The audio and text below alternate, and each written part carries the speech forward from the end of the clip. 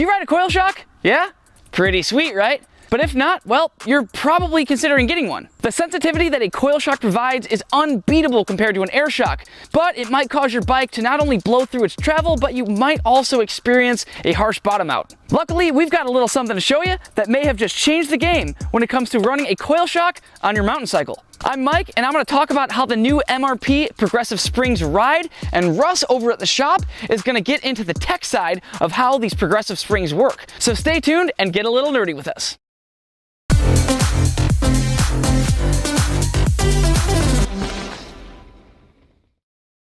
Progressive Springs have been around for a long time on both cars and motorcycles, and I actually can't believe that it's taken this long for them to make their way onto mountain bikes. I've recently replaced the SLS spring from my Fox DHX2 coil shock with this MRP Progressive Spring, and it's made my Kona Process 153 play much nicer with a coil shock. Hey Russ!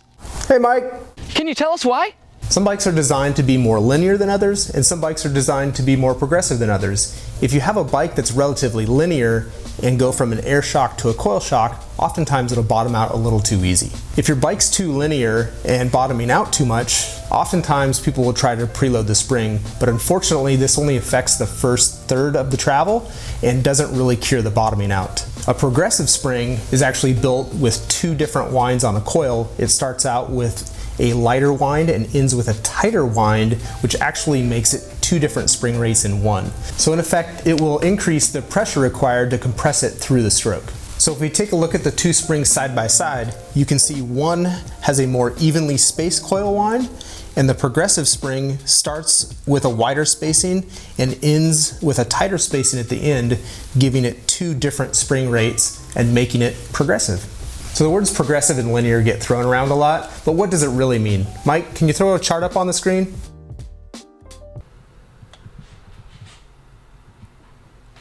Mike, that's the wrong chart. The force required to compress a linear spring increases slightly through its travel, and the force required to compress a progressive spring increases more through its travel. Why are some people choosing coil shocks over air shocks? An air shock is lighter, has a tunable bottom out, but it does have more stiction and is less consistent due to the air spring heating up. A coil shock has more small bump sensitivity, giving it a better feel over loose and chattery terrain, and it doesn't heat up as much, giving it a more consistent feel over longer downhills. However, on some suspension designs, they'll feel a harsh bottom out and oftentimes want to go back to an air spring.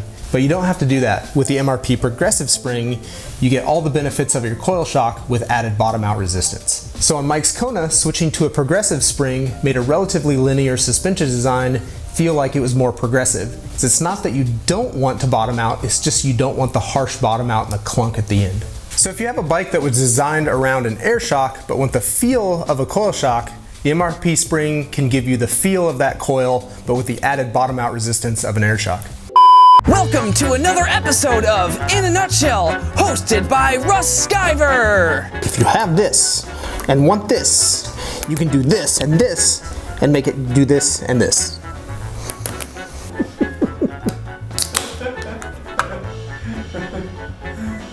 Sweet, thanks for explaining that, Russ. And now I'm going to talk about how the MRP Progressive Spring actually rides on the trail and how I chose the right spring rate for my bike setup.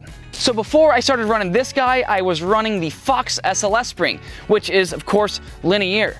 To get the correct spring rate for my bike and rider weight, I was purely basing this off of bottom out resistance. And the main thing that I was looking for was not bottoming out my bike all the time, which sucks. To achieve that, with the SLS spring, I was running a 425 pound spring rate. But then Mr. MRP Progressive Spring came along, and I ran this guy at the 400 plus spring rate. Now, if you are looking at these things on our website, you'll notice that the spring rates don't just have a number, but there's also a plus sign after that. That's because the spring rate increases as you go through the shock stroke, hence the plus sign. This means that at 25% of the travel, this spring is rated at 400 pounds. But when I'm at 90% of the travel, this spring is rated at 450 pounds. Make sense? After I got that 400 plus spring installed on my bike, I was then sitting right around 28% sag. So obviously this thing was softer at the top with that 400 pound spring rate at the top of the stroke. This was sweet because it then made my bike ride a lot more overall just comfortable and plush and supple, because at the top of the stroke, I was now riding a spring that was rated at a 400 pound spring rate instead of 425 pounds off the top. Then when I started getting into chunder, hitting jumps, things like that, overall the bike felt a lot more poppy because it was a little bit more supportive through the entire range of the shock's stroke. Plus, when I overshot some jumps and landed deep to flat, and also was charging through some super rough sections and really rocky stuff in the Whistler Bike Park, the bike was no longer bottoming out super hard like it was with the linear Fox spring. So overall, I had a way more pleasant and just overall comfortable experience with the MRP Progressive Spring. And like I said before, not only was I not bottoming out, but overall the bike felt a lot more poppy with the Progressive Spring. And this is because I had more support in the middle of the stroke of the shock, which therefore meant that I was a little bit higher in the travel and I wasn't wallowing down into the travel as much as I was with that linear spring.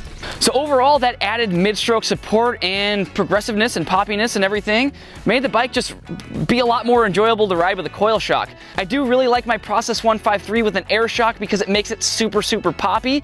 And when I did put a coil shock on there originally, I noticed that obviously I had a lot more small bump sensitivity and I could charge through rough chunder a lot better. But the main drawback was I did lose a little bit of that fun poppy factor. However, this Progressive Spring did revive that poppy playfulness of the Process. And these rules don't just apply to the Kona Process, this also applies to any other bike out there that is designed around an air shock and has a more linear, what is it called? Linkage ratio, or linear linkage ratio. I can't get that linkage ratio with a more linear linkage ratio. These rules don't just apply to the Kona Process. This applies to any bike out there that was designed around running an air shock with more of a linear linkage ratio. So if you've recently installed a coil shock on your bike and you feel like it kind of deadened the ride and it's not as fun as it was before with an air shock and it just doesn't jump and pop as well as it used to, then I would highly recommend putting one of these MRP Progressive Springs on your bike. MRP springs are designed to fit their hazard coil shock, but they do make adapters to make these things fit pretty much any coil shock out there. For compatibility, we're gonna show you a chart on the screen right now, which is also on the MRP Progressive Spring product page on our website to make sure that you get the correct adapter kit to fit your shock. MRP Progressive Springs sell for $129.95 and the adapter kits are $20, which is actually a pretty small price to pay so that you don't have to buy an air shock and switch out your coil shock if you weren't exactly happy with how it rode with your bike. If you guys have any questions about the MRP Progressive Springs, give us a call at the shop, 360-306-8827, or shoot us an email to info@thelostco.com. We'll be sure to help you with any of your questions. Until next time, happy trails.